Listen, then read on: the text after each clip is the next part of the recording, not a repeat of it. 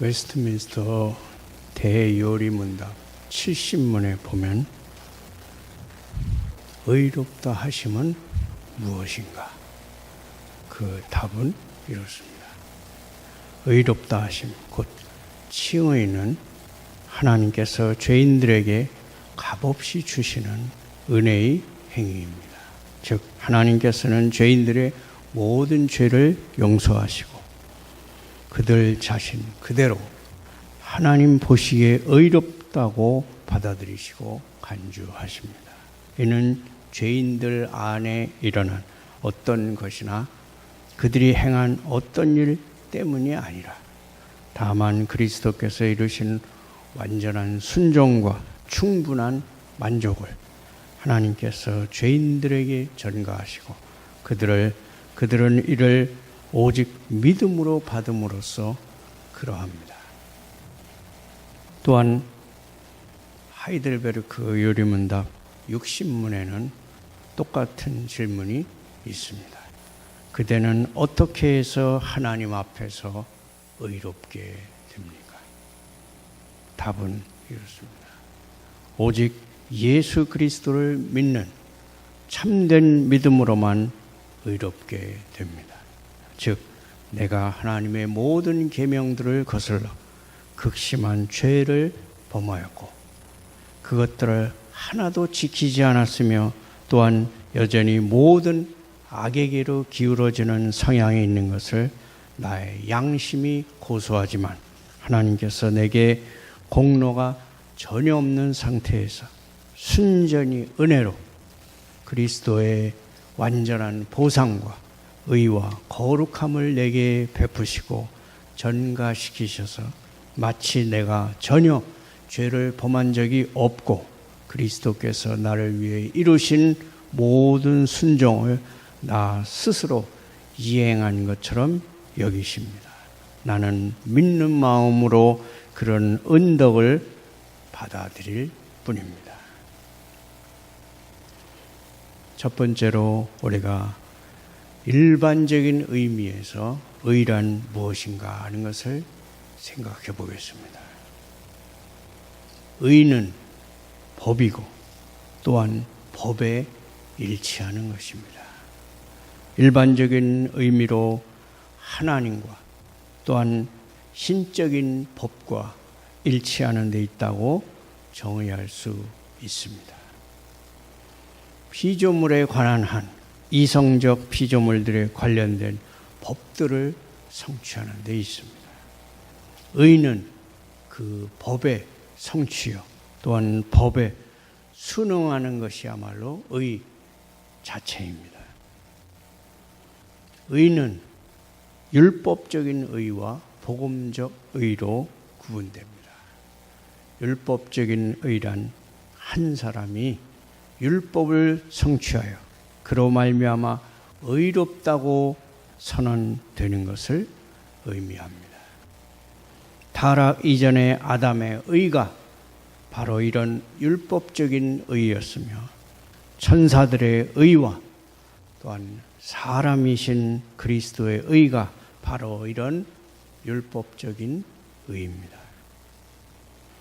복음적 의는 우리가 아니라 우리를 대신하여 다른 분이 율법을 성취하고 이행하며 하나님께서 그것을 믿음으로 우리에게 전가시키신 것을 의미합니다. 그러면 의와 칭의, 곧 의와 의롭다 함은 어떻게 다를까요? 의는 율법에 일치하는 것이며 혹은 율법을 성취하는 것이요 혹은 우리로 하여금 하나님 앞에서 의롭다 하심을 얻게 하는 그것입니다. 반면에 의롭다 하심, 칭의는 누구든지 이 의를 적용하는 것을 뜻합니다. 칭의도 의와 마찬가지로 율법적인 칭의와 복음적인 칭의로 나누어집니다. 율법적 칭의는 하나님과 율법에 일치하는 일이 우리에게서 일어나는 데에 있습니다. 이것은 우리가 성령으로 말미암아 중생할 때 우리에게서 시작됩니다. 복음적 칭의는 복음적 의를 적용하는 것입니다. 혹은 다른 이의 의를 적용하는 것인데 곧 우리 바깥에 그리스도 안에서 이루어지는 것입니다. 즉 그리스도께서 그의 십자가의 죽으심과 또한 그의 부활로 말미암아 우리를 위해 이루신 의를 전가시키고 적용하는 것입니다. 이것은 의나 혹은 의의 특질들을 우리에게 주입시키시는 것이 아니라 다른 이의 의를 근거로 우리를 사면하는 것이요 혹은 우리가 하나님의 판단에서 죄로부터 자유하다는 것을 선포하는 것입니다. 그러므로 칭의와 죄의 사함은 같은 것입니다. 의롭다 하는 것은 곧 하나님께서 죄를 우리에게 전가시키지 않으시고 우리를 받아들이시고 또한 우리를 의롭다고 선포하시는 것이기 때문입니다. 혹은 의롭다 하는 것은 하나님께서 그리스도께서 우리에게 전가시키신 그리스도의 의를 근거로 우리를 의롭다고 선포하시는 것입니다. 시편 143편 2절은 말씀합니다. 주의 눈앞에는 의로운 인생이 하나도 없나이다. 즉 고유한 의로는 아무도 사면을 받거나 의롭다고 선언받을 수 없다는 뜻입니다. 우리를 이 땅에서 하나님 앞에 의롭다 하심을 얻게 해주는 그 의는 율법에 일치하는 것도 우리의 선행도 또한 우리의 믿음도 아닙니다. 그것은 바로 그리스도께서 우리를 대신하여 이루신 보상이요 혹은 그가 우리를 대신하여 당하신 형벌입니다. 그러므로 그리스도께서 인성을 입으심, 율법에 굴복하심, 가난, 연약함, 고난, 죽으심 등 그가 기꺼이 행하신 모든 일들을 포함하여 그의 잉태의 순간에서부터 그가 영광을 입으시기까지 그리스도의 낮아심 전체가 그가 우리를 위해서 이루신 보상에 포함되는 것입니다. 이러한 보상은 율법을 성취한 것과 동등한 것이요 죄에 대한 영원한 형벌을 당하는 것과 동등한 것입니다.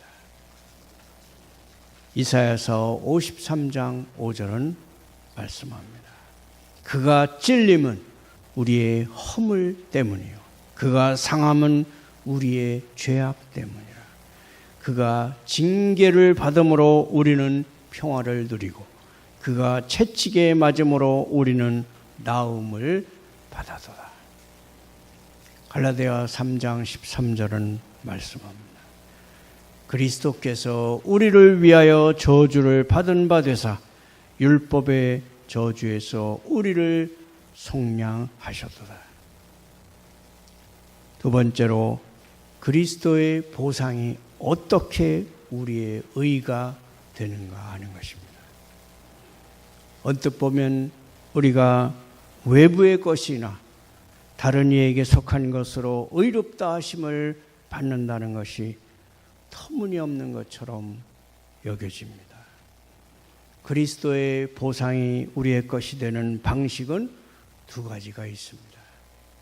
첫째는 하나님께서 친히 그 보상을 우리에게 적용시키시는 것입니다. 즉 그리스도의 의를 우리의 것으로 만드시고 마치 그 의가 우리의 것인 것처럼 그것을 근거로 우리를 의로운 자로 받아들이시는 것입니다. 둘째로 우리가 믿음으로 그리스도의 의를 받아들여서 그 의를 우리 자신에게 적용시키시는 것입니다. 즉 우리가 적용시키는 것입니다. 즉 하나님께서 우리에게 그리스도의 의를 주시며 그것을 근거로 우리를 의롭다고 인정해 주시며 우리를 모든 죄책에서 해방시키시리라는 것을 우리가 확신하는 것입니다. 첫 번째는 그리스도의 의의 전가인데 하나님께서 그리스도께서 이루신 그 의를 받아들이시고 우리를 대신하여 소용이 되도록 하시며 그것을 근거로 마치 우리가 전혀 죄를 범하지 않은 것처럼 혹은 최소한 우리의 죄가 완전히 보상된 것처럼 우리를 의로운 자로 간주하시는 것입니다. 두 번째 적용은 믿는 행위 그 자체인데 우리는 이 믿는 행위로서 그리스도의 의가 우리에게 전가되고 주어진다는 것을 확신하게 되는 것입니다. 우리의 칭의에서 이 적용의 양면이 함께 일치하여야 합니다. 하나님께서는 우리가 믿음으로 그리스도의 의를 우리에게 적용시킨다는 것을 조건으로 해서 그 의를 우리에게 적용시키시는 것이기 때문입니다. 어떤 사람이 다른 사람에게 유익을 베풀고자 해도 받는 사람 편에서 그것을 받아들이지 않으면 그 유익이 그에게 적용되지 않으며 따라서 그의 것이 되지 않기 때문입니다. 그러므로 이 후자의 적용이 없으면 전자는 아무 소용이 없는 것입니다. 그런데 그리스도의 의를 우리 편에서 적용시키시는 일은 하나님으로부터 말미암는 것입니다. 왜냐하면 하나님이 먼저 그 의를 우리에게 전가시키시고 그 다음에 우리 속에 믿음을 일으키사 우리가 그 전가된 의를 그 믿음을 통하여 우리 자신에게 적용하게 되기 때문입니다. 이로 볼 때 하나님의 적용하심이 믿음을 통한 우리의 적용보다 더 먼저이며 그 원인이 됩니다. 그리스도께서는 말씀하셨습니다. 너희가 나를 택한 것이 아니요 내가 너희를 택하여 세웠노라. 세 번째로 생각할 것은 그리스도의 보상이 왜 우리의 것이 되는가? 혹은 하나님께서는 무엇 때문에 그 보상을 우리에게 의로 전가시키시는가 하는 것입니다. 하나님께서는 순전히 그의 긍휼과 은혜로 그리스도의 의를 우리에게 전가시키시고 적용시키시는데 이는 우리를 이 은혜에 이르도록 영원 전부터 예정하셨고 우리를 그리스도 안에서 값없이 택하사 그의 정하신 때에 이 의를 그 기쁘신 뜻대로 우리에게 적용시키고자 하신 것이요 그가 우리 속에서 어떤 선이나 거룩함을 미리 예견하셨기 때문에 그렇게 하신 것이 결코 아닙니다. 그렇게 하신 이유는 하나님께서 먼저 심어주시지 않은 이상 우리 속에 선이 있을 수 없다는 사실에서 비롯됩니다. 그러므로 우리에게 본래 공로가 있다는 모든 생각은 하나님의 은혜와 모순되며 또한 그 은혜를 부인하는 것이므로 완전히 제거되어야 합니다. 하나님의 긍휼과 은혜는 그리스도의 의를 적용시키는 모든 사실의 유일한 원인인 것입니다. 하나님은 그의 무한하신 선하심으로 그리스도의 공로를 우리에게 적용시키사 우리로 하여금 그 공로를 우리 자신에게 적용시키게 하십니다. 그러므로 이 적용이 이루어지는 원인은 오직 하나님께만 있으며 결코 우리에게 있는 것이 아닙니다. 우리에게 혹 선한 것이 있다 할지라도 그것은 모두 그리스도의 공로를 적용시킨 결과에 속하는 것입니다. 고린도전서 4장 7절은 말씀합니다. 내게 있는 것 중에 받지 아니한 것이 무엇이냐. 또한 에베소서 2장 8절은 이렇게 말씀합니다. 너희는 그 은혜에 인하여 믿음으로 말미암아 구원을 받았으니 이것은 너희에게서 난 것이 아니요 하나님의 선물이라. 그리스도께서는 우리의 의롭다 하심을 위하여 갖가지 방식으로 자기 자신을 드러내십니다. 하나님의 긍휼하심이 하나님에 관한 한 우리의 칭의의 근원적인 원인입니다. 그리스도의 보상이 공식적인 원인이며 우리의 믿음이 그리스도의 의를 우리 자신에게 적용시키시는 수단적 원인입니다. 그러므로 우리가 의롭다 하심을 받는 것이 하나님의 은혜로 말미암는다는 것과 그리스도의 공로로 말미암는다는 것과 믿음으로 말미암는다는 것은 각기 다른 의미입니다. 첫 번째인 은혜로 말미암는다는 것은 근원적인 원인으로 이해해야 합니다. 또한 두 번째로 그리스도의 공로로 말미암는다는 것은 그리스도께 있는 공식적 원인으로 이해해야 합니다. 또한 세 번째로 믿음으로 말미암는다는 것은 우리에게 있는 수단적 원인으로 이해해야 하는 것입니다. 우리는 근원적인 원인이 되는 하나님의 긍휼하심 혹은 은혜로 말미암아 의롭다 하심을 받습니다. 또한 그리스도의 공로로 말미암아 의롭다 하심을 받는데 이는 그리스도의 칭의의 공식적인 원인입니다. 이는 하나님께서 이를 근거로 우리를 율법의 정죄로부터 사면하시고 해방시키시기 때문입니다. 마지막으로 우리는 믿음으로 말미암아 의롭다 하심을 받는데 이는 수단적인 원인입니다. 우리가 우리에게 전가되는 바 그리스도의 의를 믿음을 통해서 깨닫기 때문입니다. 흔히 우리가 믿음으로 말미암아 의롭다 하심을 받는 것이 상호 관계적인 의미라는 말을 하는데 이는 우리가 의롭다 하심을 받는 것이 믿음의 내용이 되는 그것, 곧 그 믿음이 깨닫는 그것으로 말미암아, 즉 그리스도의 공로로 말미암는다는 의미입니다. 믿음과 그리스도의 보상은 서로 관계가 있기 때문입니다.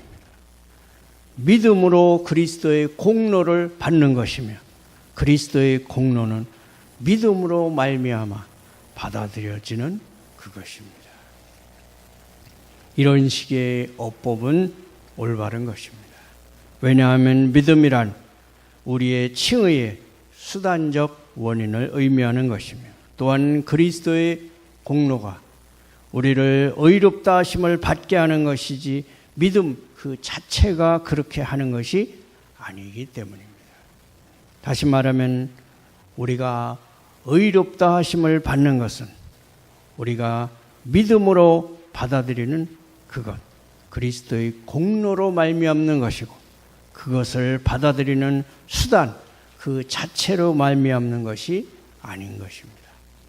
그러나 아무런 단서를 붙이지 않고 칭의를 믿음에 기인한 것으로, 즉 칭의의 수단적 원인으로도 말할 수 있습니다. 우리가 믿음이라는 수단을 통해서 의롭다 하심을 받는다고 보는 것도 옳기 때문입니다. 그러나 로마서 4장 5절에 그의 믿음을 의로 여기시나니 등의 표현을 쓸 때에는 반드시 상호관계적인 의미로 이해해야 합니다. 왜냐하면 믿음이란 우리가 그리스도의 의를 깨닫는 수단이고 곧 그리스도의 의를 받기 위해 내미는 우리의 선이기 때문입니다. 마지막으로 우리가 손을 내밀 때 그것은 내가 주님을 붙드는 것이 아니라 주님이 내 손을 잡으시는 것임을 우리는 명심해야 합니다. 요한일서 4장 10절은 이렇게 말씀합니다. 사랑은 여기 있으니 우리가 하나님을 사랑하는 것이 아니요 하나님이 우리를 사랑하사 우리 죄를 속하기 위하여 화목 제물로 그 아들을 보내셨습니다.